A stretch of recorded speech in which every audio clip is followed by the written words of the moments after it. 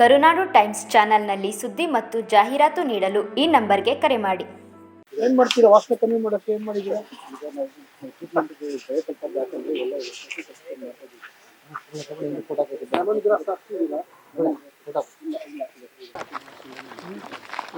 ಯಾವ ಕಾಲಕ್ಕೆ ನೀವು ಇದನ್ನೆಲ್ಲ ಮಾಡೋದು? ಈಗ ಸರ್ ಈಗ ಮೊನ್ನೆ ಲಾಸ್ಟ್ ಟೆಂಟ್ ಕರೆದು ಈಗ 6,000 ಟನ್ನು ಎಲ್ಲ ಈಗ ಇದನ್ನೆಲ್ಲ ನೀವು ಯಾವ ಕಾಲಕ್ಕೆ ಎಕ್ಸ್ಪೋಸ್ ಮಾಡೋದು? 15 days ಎಲ್ಲ ಕ್ಲಿಯರ್ ಮಾಡ್ತೀನಿ ಸರ್. ನಾನು ಮಾತಾಡಿದ್ದೀನಿ ಸರ್ ಅವ್ರಿಗೆ. 15 days ಬರ್ಕೊಂಡು ಬಿಟ್ಟು ಬರ್ತೀನಿ. ಕ್ಲಿಯರ್ ಆಗಿಲ್ಲದೆ ಇದ್ರೆ ಏನು ಮಾಡಲಿ? ಕ್ಲಿಯರ್ ಆಗಿಲ್ಲದೆ ಏನು ಮಾಡಲಿ ಹೇಳಿ? ಆಮೇಲೆ ಆಕ್ಷನ್ ತೊಗೊಂಡು ಬರೀ ಗೌರ್ಮೆಂಟ್ಗೆ ಅಲ್ಲ ಮಾಡ್ತೀನಿ. ಅದೇನಪ್ಪ ನೀವು ಮಾಡಿ 15 days ಅಂತೀರಲ್ಲ, 15 daysನಲ್ಲಿ ನೀವು ಮಾಡೋಕ್ಕಾಗುತ್ತಾ? ಏನು ಡೂ ಇಟ್? ಇವ್ರು ಎನ್ವೈರನ್ಮೆಂಟಲ್ 15 years ಇಂದ ಇಲ್ಲೇ ಇದ್ದಾರೆ. 1 month 15 days ಎಷ್ಟು ವರ್ಷ ಆಯ್ತು?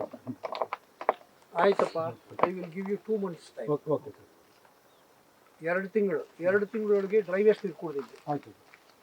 ಕಣ್ಣು ಕಾಣುತ್ತೇನ್ರಿ ಇದರಲ್ಲಿ? ಬರೋಕ್ಕಾಗುತ್ತೇನ್ರಿ ಇದರಲ್ಲಿ? ಯಾವ್ದಾರು ಒಂದು ಲಿಚೆಟ್ ಒಂದೇ ಒಂದು ಡ್ರಾಪ್ ಬರೋಕ್ಕಾಗುತ್ತಲ್ರಿ ಇದರಲ್ಲಿ?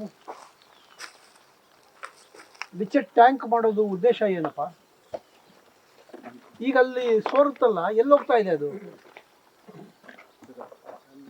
ಲಿಚೆಟ್ ಸೋರುತ್ತಲ್ರಿ ವೆಟ್ ವೇಸ್ಟ್ ಇಂದ, ಎಲ್ಲೋಗ್ತಾ ಇದೆ ಈಗ?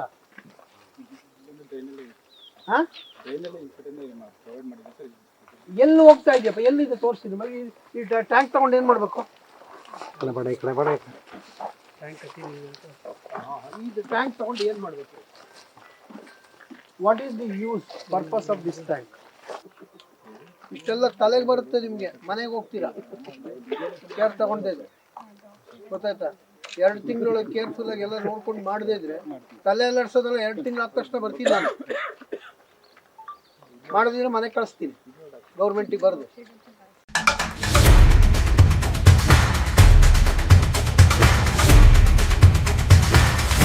ಸುಮ್ಮನೆ ಅವ್ರೇನು ಎನ್ವೈರನ್ಮೆಂಟಲ್ ಇಂಜಿನಿಯರ್ ಅಂತ ಹೇಳ್ತಾರೆ. ಅವ್ರು ಯಾರು ಡಿಗ್ರಿ ಕೊಟ್ಟರೋ ಏನು ಕೊಟ್ಟರೋ ನನಗಂತೂ ಅರ್ಥ ಆಗಲ್ಲ.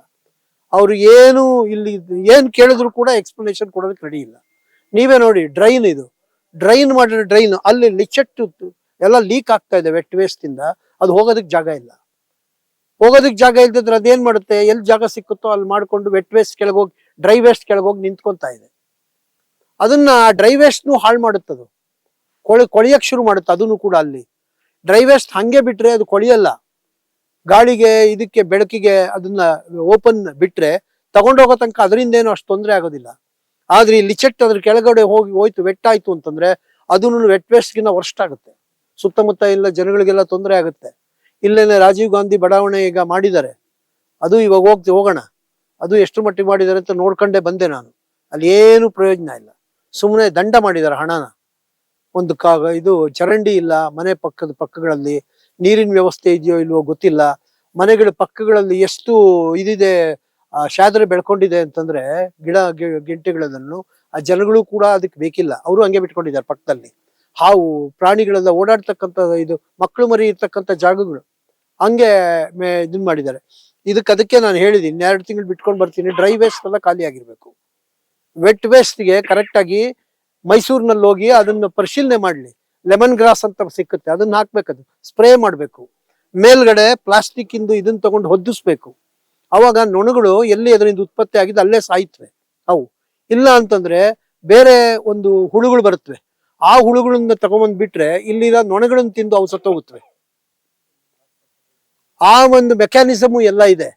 ಇವರೆಲ್ಲೂ ಹೋಗಲ್ಲ, ಇಂಜಿನಿಯರ್ಸು ಹೋಗಲ್ಲ, ನೋಡಲ್ಲ, ಒಂದು ಇನ್ನೋವೇಷನ್ ಮಾಡಲ್ಲ. ಅಂದ್ರೆ ಏನು ನಾವು ಇದಕ್ಕೆ ಮಾಡಿದ್ರೆ ಸರಿ ಹೋಗುತ್ತೆ, ಜನಗಳಿಗೆ ಅನುಕೂಲ ಮಾಡೋದಕ್ಕೆ ಅಂತಕ್ಕಂಥದ್ದೊಂದು ಮುಂದಾಲೋಚನೆ ಇಲ್ಲ ಇಲ್ಲಿ. ಕಮಿಷನರ್ಗೂ ಕೂಡ ಅದಕ್ಕೆ ಹೇಳಿದ್ದೀನಿ, ಅವರು ಕೂಡ ಕ್ರಮ ತಗೋಬೇಕು. ಇಲ್ಲ ಅಂತಂದ್ರೆ ನಿಮ್ಮ ಇಡೀ ಕನಕಪುರ ಟೌನ್ ಎಲ್ಲ ಗಬ್ಬೆದ್ದೋಗುತ್ತೆ ಇದೊಂದರಿಂದ. ಎಲ್ಲಾ ಕಡೆನೂ ಇದು ಸಮಸ್ಯೆ, ತುಂಬಾ ಹೆಚ್ಚು ಸಮಸ್ಯೆ ಇರೋದು ಅಂತಂದ್ರೆ ಈ ವೇಸ್ಟ್ ಮ್ಯಾನೇಜ್ಮೆಂಟ್ ಎಲ್ಲಾ ಡಿಸ್ಟ್ರಿಕ್ಟ್ ಅಲ್ಲೂ ಕೂಡ.